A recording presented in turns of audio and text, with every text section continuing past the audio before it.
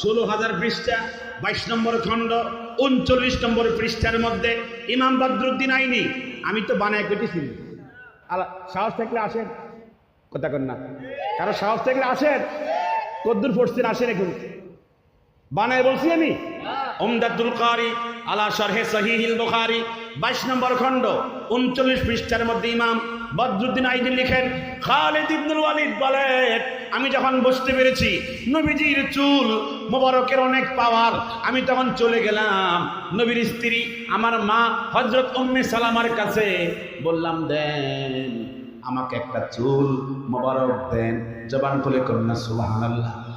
আমি তখন বলার পরে আমার মা নবীজির স্ত্রী বলেন, আপনি চুল মোবারক দিয়ে করবেন কি?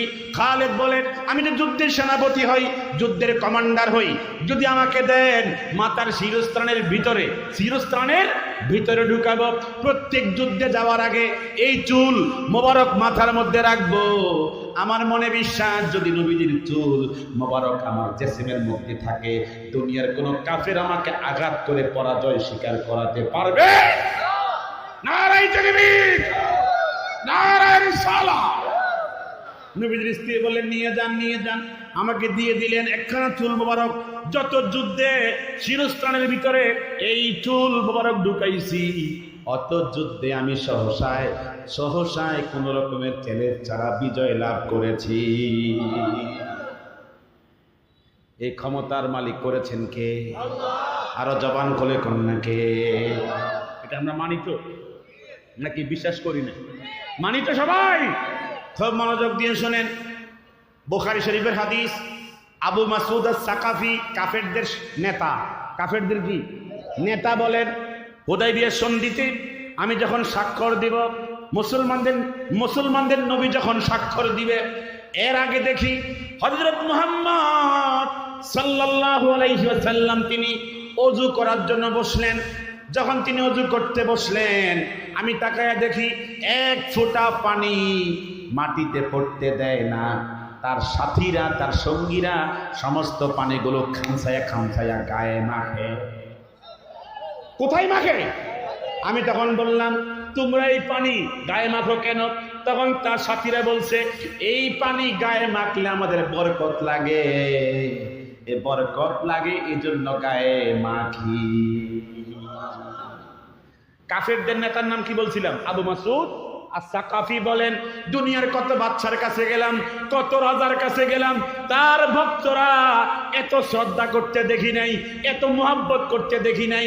কেবলমাত্র মুহাম্মদ রাসূলুল্লাহ সাল্লাল্লাহু আলাইহি সাল্লামের কাছে যখন আসলাম, তখন দেখলাম তার ওযুর পানিও জমিনে পড়তে দেয় না।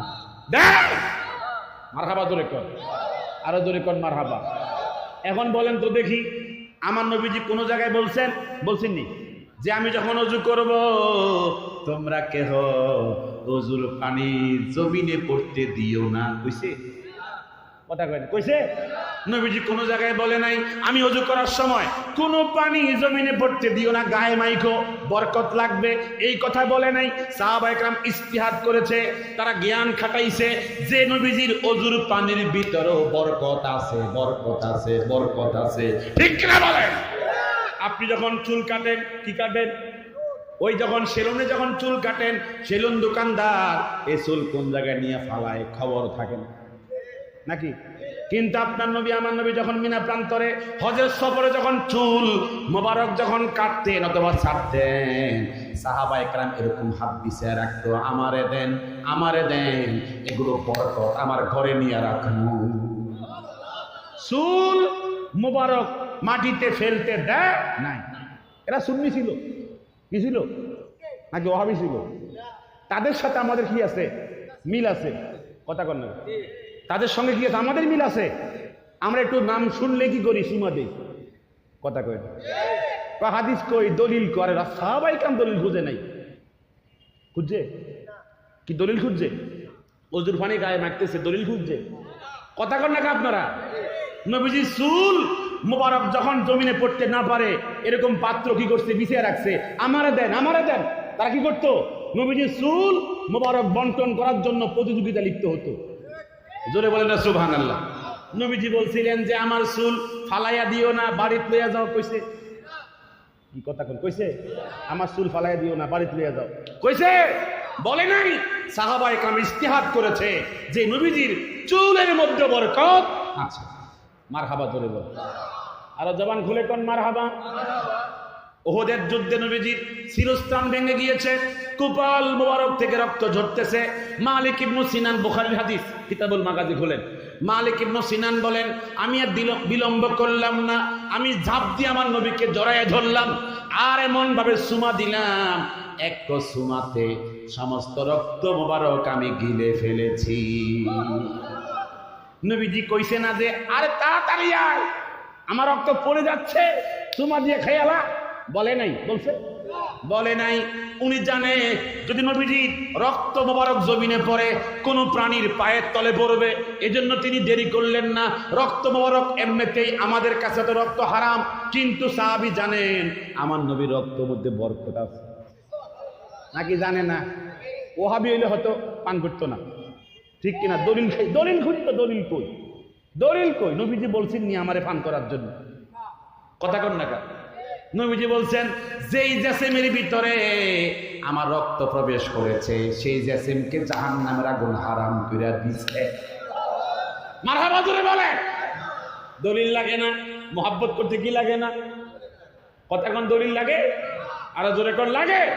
তারপরও দলিল তো আছে, নাকি দলিল নাই? উম্মে আইমান বলেন, হুজুর এত মিষ্টি পানি খাইলাম, জীবনও খাইছি না, এত সুঘ্রাণ, এত সুবাস। আপনার খাটের তলের মধ্যে একটা কি ছিল? একটা কাঠের পেয়ালা ছিল, রাত্রে কোথাও পানি পাই নাই, ওখান থেকে পানি পান করেছি। নবীজি বলছেন এগুলো পানি ছিল না, এগুলো ছিল আমার প্রস্রাব।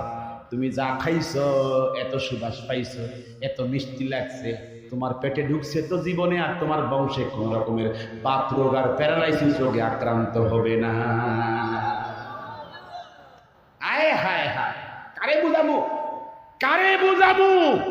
ওহাবির গোষ্ঠী কারে বুঝামু? কথা কর ঠিক কিনা? দুশমনে রাসূল আজকে কত বড় বেয়াদবি করছে, জবান ঠিক রাখে না, ঠোঁট কাঁপে না, বুক কাঁপে না। আছে না নাই? কথা কন, আছে না নাই? এগুলোকে আমি বানাই বলছি? কি বানাই বলছি? হাদিসটা মনোযোগ দিয়ে শোনেন। কষ্ট হচ্ছে? কি অসুবিধা হচ্ছে? বললে বলে নয়, না করে দিই, বন্ধ করে দিই। কষ্ট হচ্ছে আপনাদের? এগুলো কি দলিল নাকি দলিলের বাহিরে? ইমাম তিরমিজি বলেন 5 লক্ষ হাদিসের হাফেজ, সুনান তিরমিজি সহিহ সনদের হাদিস। একজন ব্যক্তি বলেন আমার পেটের বেদনা, আমি অস্থির, নবীর সামনে এসে বললাম আমারে ব্যবস্থা করেন, আমি পেটের বেদনায় বাঁচতেছি না, আমাকে ব্যবস্থা করেন। জবান খুলে করুন না সুবহানাল্লাহ। হুজুর তখন বললেন যাও এতেল মাইজাতা, অজুখানায় যাও, সুম্মা আসেন অজুয়াকা, ভালো করে অজু করো, সুম্মা সাল্লা রাকাতাইনে, 2 রাকাত নামাজ পড়ো, সুম্মা দুআল্লাহ, এরপরে দোয়া করো, আল্লাহুম্মা ইন্নী আসআলুকা বিনাবিয়্যিকা নাবিয়্যির রাহমা, আল্লাহ আমি তোমার কাছে মাপ চাই, পেটের বেদনা থেকে মুক্তি চাই তোমার রহমতের নবীর উসিলা দিয়া। আরো আস্তে কোন সুবহানাল্লাহ। হুজুর শিখায় দেয়, হুজুর তালিম দেয়, আমার নামের উসিলা দিয়া দোয়া করো, তোমার পেটের বেদনা ভালো হয়ে যাবে। সাহাবী চলে গেলেন ওযুখানার মধ্যে, ওযু করলেন, 2 রাকাত নামাজ পড়লেন, সুম্মা ক্বালা, এরপরে বললেন আল্লাহুম্মা ইন্নী আসআলুকা বিনাবিয়্যিকা নাবিয়্যির রাহমা, আল্লাহ আমি তোমার কাছে পেটের বেদনা থেকে মুক্তির কামনা করি তোমার রহমতের নবীর উসিলা দিয়া। জবান খুলে কোন সুবহানাল্লাহ। ওসমান ইবনে হানিফ বলেন সাহাবী চলে গেল ওযুখানায় গিয়ে 2 রাকাত নামাজ পড়লো, নামাজ পড়ে আবার নবীর উসিলা দিয়ে দোয়া করলো, দোয়া করে আবার চলে আসলো। এখন আমরা নবীর সামনে বসা, কিছুক্ষণ পরে দেখি যে সাহাবীর পেটের বেদনায় অস্থির লোকটা দিকে তাকায়া দেখি এত সুস্থ, জীবনেও মনে হয় পেটের বেদনাটাকে আক্রমণ করে নাই। বেদনা চলে গেছে, বেদনা গিয়ে গেছে। বলেন এখন সাহাবী কি শিরক করছে? এই কথা কোন শিরক করছে?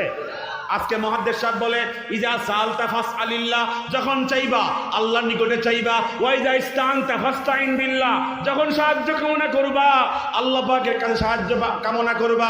এই কথা তো ঠিক, এটা আমরাও মানি। চাইবো কার কাছে? নবীও চাইছে কার কাছে? অতএব চাওয়ার মালিক একমাত্র আল্লাহ, দেওয়ার মালিক একমাত্র আল্লাহ। এই হাদিসে এই কথা বলে নাই নবীর কাছে দোয়া চাওয়া যাবে না। বলছে? কথা কোন বলছে? তাহলে শোনেন, বুখারী শরীফের হাদিস বলবো। কোন শরীফের হাদিস? বুখারীর হাদিস। সাহাবী বলেন, হালাকান নাস, শুক্রবারে বলতেছে, মানুষের অবস্থা খারাপ, বৃষ্টি নাই, মদিনার মধ্যে কোনো কি নাই, ফসল হচ্ছে না, আপনি একটু দোয়া করে দেন যেন আল্লাহ পাক আমাদেরকে বৃষ্টি দেয়। হুজুর মিম্বরে বসছে আর বলছে দোয়া করো, সবাই হাত তোলো, দোয়া করো। হুজুর যখন দোয়া শুরু করেছে, সাহাবী বুদ্ধিমান ছিলেন, উনি লাফ দিয়ে মসজিদ থেকে বের হয়ে গেছেন। আকাশের দিকে তাকায়া দেখে কোনো বৃষ্টি নাই, আকাশ খালি, আকাশ পরিষ্কার। হুজুর যখন দোয়া করতেছে আল্লাহ বৃষ্টি দেন, এই কথা বলার সাথে সাথে চতুর্দিক থেকে বড় বড় বৃষ্টির খণ্ড মদিনার মধ্যে আসলো। আইসা বৃষ্টি শুরু হয়ে গেল। আমি ভিজে গেছি, তোমার কথা কয় না, আমি কি ভিজে গেছি? আমি লাফ দিয়ে ভিতরে ঢুকলাম, বললাম হুজুর শুভ সংবাদ, বৃষ্টি শুরু হয়ে গেছে। বৃষ্টি কি শুরু হয়ে গেছে? সাহাবা একরাম ভিজতে ভিজতে মসজিদ থেকে বাড়িতে গেলেন। শুক্রবার শেষ, শনিবার শেষ, রবিবার শেষ, সোমবার শেষ, মঙ্গলবার শেষ, বুধবার শেষ, বৃহস্পতিবার শেষ, শুক্রবার চলতেছে। একাধারে বৃষ্টি 7 দিন। বৃষ্টি হইতে হইতে মদিনা বাইসা গেছে, মদিনা বন্যা হয়ে গেছে। ওই সাহাবী পরের শুক্রবারে আসছে, ইয়া রাসূলুল্লাহ, হালাকান নাস, গতকালকে দোয়া চেয়েছিলাম বৃষ্টির জন্য, আজকে আপনার নিকটে দোয়া চাই বৃষ্টি বন্ধ হওয়ার জন্য। এত বৃষ্টি তো চাইছি না, বৃষ্টিতে বন্যা হয়ে গেছে। মারহাবা জোরে বলেন, আরো জবান খুলে কোন মারহাবা। এখন বলেন তো দেখি, বৃষ্টি 7 দিন চলতেছে, বৃষ্টি বন্ধ হয় না কেন? আল্লাহ তাআলা আমার নবীর দিকে চাই রইছে, ঠিক কি না? আমার নবী তো বৃষ্টি চাইছিল, বন্ধ করতে বলে নাই, এইজন্য আল্লাহ পাক বন্ধ করেন। জবান খুলে কোন সুবহানাল্লাহ। আগে শুক্রবারে চাইছে কেমনে? এমনে এমনে, কথা কোন না, কেমনে? আগে শুক্রবার মানে প্রথম শুক্রবার চাইছে এমনে, আল্লাহ বৃষ্টি দেন। পরে শুক্রবারে হুজুর তখন বলছেন লা আলাইনা মদিনায় দিও না, এইভাবে চাইছে, লা আলাইনা মদিনায় দিও না, বাল হাওয়ালাইনা, বরং মদিনা থেকে দূরে নিয়ে যাও। সাহাবী বুদ্ধিমান, তিনি বলেন আমি আর দেরি করলাম না, বের হয়ে দেখলাম আমার নবী যখন বলছেন লা আলাইনা মদিনায় দিও না, বাল হাওয়ালাইনা, মদিনা থেকে সরাই নিয়ে যাও, বাহিরে গিয়ে দেখি বৃষ্টির খণ্ডগুলো দৌড়াইতেছে আর পলাইতেছে। মারহাবা জোরে কর। আর বৃষ্টি নাই, সব খালি হয়ে গেছে।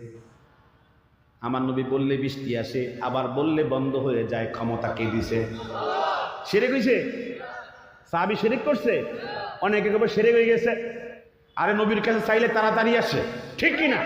আল্লাহর ওলি যারা আল্লাহর বন্ধু প্রিয়জন, তাদের কাছে চাইলে তাড়াতাড়ি আসে। খবিশের দল ওলি বোঝে না, নবী বোঝে না, ঠিক কিনা বলেন? ওলি শান বোঝে না, নবী শান বোঝে না। আল্লাহ পাক বুঝার তৌফিক দান করেন। জবান খুলে কোন আমি বলবেন তো, জোরে কোন কিনলে, জোরে কইতে পারতেছি না। আর সোরের মতো করলে তো কি হইব, কামড়ায় ধরবো। কথা কোন ঠিক নেবে? ঠিক। আমরা কি সঠিক লাইনে আছি নাকি ব্যাঠিক লাইনে?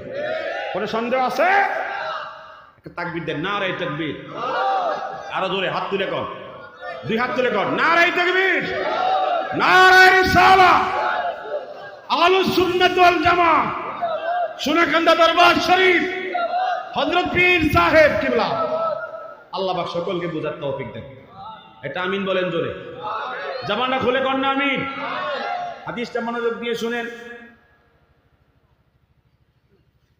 ইমাম তাবরানী 4 লক্ষ হাদিসের হাফেজ, মুজামুল কবিরের 5ম খণ্ডে রওয়ায়াত করেন, নবীজি ইন্তেকালের 17 বছর পরে, কত বছর? সবাই জোরে কোন কত বছর? ওসমান ইবনে হানিফ বলেন, নবীজির খলিফা 2 কন্যার জামাতা, তার নাম ওসমান, নাম কি? উনি যখন খলিফা, তখন তার কাছে একজন গ্রামের ফকির সাহাবী আসলেন। জবান খুলে কন্যা সুবহানাল্লাহ। আয়া বললেন, আপনি তো খলিফা, আমি অনেক সমস্যার মধ্যে আছি, অনেক অসুবিধার মধ্যে আছি, আমার জন্য একটু আপনি সাহায্য করেন, সহযোগিতা করেন। ওসমান ইবনে আফফান বললেন, আজকে আমার হাতে সময় নাই, আপনি আগামীকালকে আসেন। জবান খুলে কন্যা সুবহানাল্লাহ। আর মহব্বতে কন্যা সুবহানাল্লাহ। সাহাবী চলে গেলেন, পরের দিন আবার আসলেন। আসার পরে তিনি ঘুরেন, কিন্তু ওসমান ইবনে আফফান যিনি খলিফা, এত ব্যস্ত, লম্বা মিটিং, অনেক লোক তার সামনে, সাহস করে যাওয়ার কোনো সুযোগও নাই। উসমান ইবনে হানিফ বলেন, হাদিসের বর্ণনাকারী বলেন, গতকালকে লোকটাকে দেখলাম অনেক ঘোরাঘুরি করছে, আজকে লোকটা ঘোরাঘুরি করে। আমি জিজ্ঞাসা করলাম কেন আসছেন? খলিফার কাছে আসছি, আমার ফ্যামিলির অনেক সমস্যা নিয়ে, অনেক ব্যক্তিগত সমস্যা নিয়ে আসছি, তিনি আমাকে সমাধান দেওয়ার জন্য আসছি। তখন তিনি বললেন, এখানে সমাধান নাই, আমার নিকটে সমাধান আছে, আপনি কি শুনবেন? তখন আপনার নিকটে কি সমাধান আছে?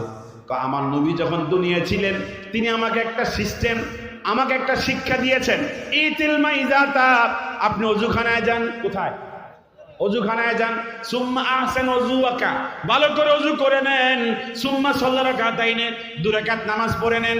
সুম্মা দুউল্লাহ, এরপরে দোয়া করেন, আল্লাহুম্মা ইন্নী আসআলুকা বিনাবিয়্যিকা নাবিয়্যির রাহমা, আল্লাহ আমি তোমার কাছে ক্ষমা চাই, আমার এই ব্যক্তিগত সমস্যা থেকে মাপ চাই তোমার রহমতের নবীর উসিলায়।